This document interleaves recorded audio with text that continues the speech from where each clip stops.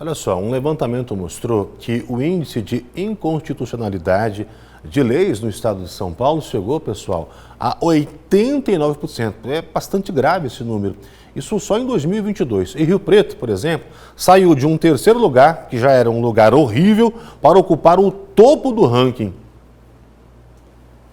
É na Câmara Municipal que as mais variadas propostas são discutidas. Muitas delas se tratam de projetos de leis que podem ser consideradas constitucionais ou não. Recentemente, um levantamento mostrou que em todo o estado de São Paulo, o índice de inconstitucionalidade de lei chegou a 89% no ano de 2022. O município de São José do Rio Preto, por exemplo, deixou o terceiro lugar para liderar o ranking. Mas antes de ocupar essa posição, cada projeto passa pela Procuradoria-Geral do município, que afirma que a pasta tem autonomia própria para analisar cada proposta. Aqui em Rio Preto, especificamente, a Procuradoria ela tem autonomia concedida pelo próprio prefeito para que ajuize as ações em que há num primeiro momento, um veto do prefeito afirmando que há uma ilegalidade ou uma inconstitucionalidade num projeto de lei. Essa inconstitucionalidade, às vezes, ela não é aceita pelo Poder Legislativo, que derruba o veto do prefeito, e esse veto volta para o Executivo. Tão logo volta para o Executivo, comunicando que foi promulgada pela Câmara com a derrubada de veto, o município, então, através da Procuradoria-Geral do município, ajuiza a ação no Tribunal de Justiça. Né? E por conta dessa autonomia que nós temos jurídica, é que Rio Preto alcançou o ranking do topo do estado de São Paulo. Das 44 leis julgadas na cidade, apenas 5 tiveram o texto aprovado. Dias explica como funcionam as análises para definir o que está dentro ou não da legalidade. A análise da inconstitucionalidade de um projeto de lei, ele é realizado aqui no gabinete pelo Procurador-Geral e por mais 4 procuradores.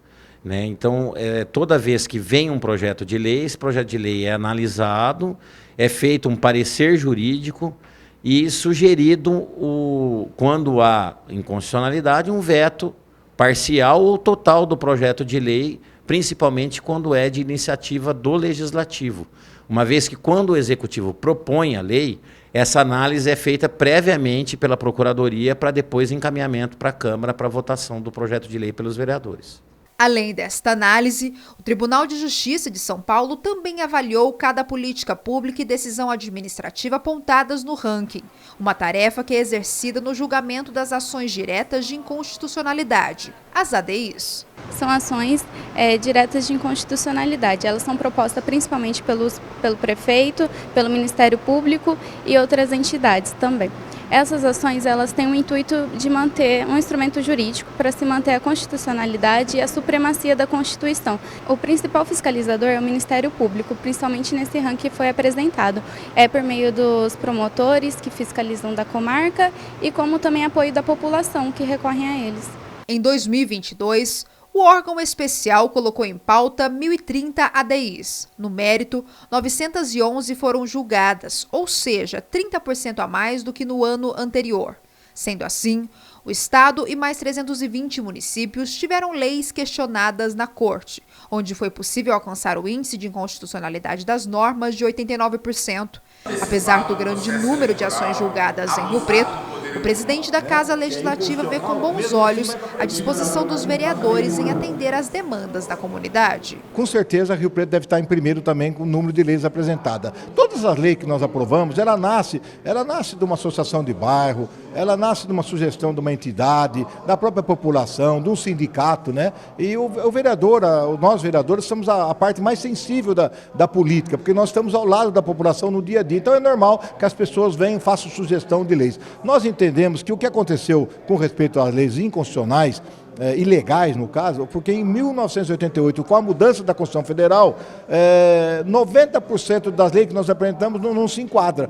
porque com essa mudança da Constituição Federal, se você coloca um projeto que tem recurso, questão financeira do Executivo, ele é barrado. Se você coloca uma obrigação ao Executivo, também é barrado. Então nós ficamos numa situação complicada devido à própria Constituição Federal. Mas no meu entendimento vale a pena, não é desmérito nenhum você colocar para discussão alguns projetos, porque nós temos exemplo na casa em vários projetos que foram declarados inconstitucional e ilegal, até pela Procuradoria do município, nós ganhamos tanto em São Paulo como em Brasília. Por outro lado, a Procuradoria justifica as ações como preventivas para que seja evitado qualquer prejuízo futuro à população. Rio Preto, como eu disse, tem a Procuradoria-Geral do município tem autonomia para a propositura de ações diretas de inconstitucionalidade dada pelo prefeito municipal.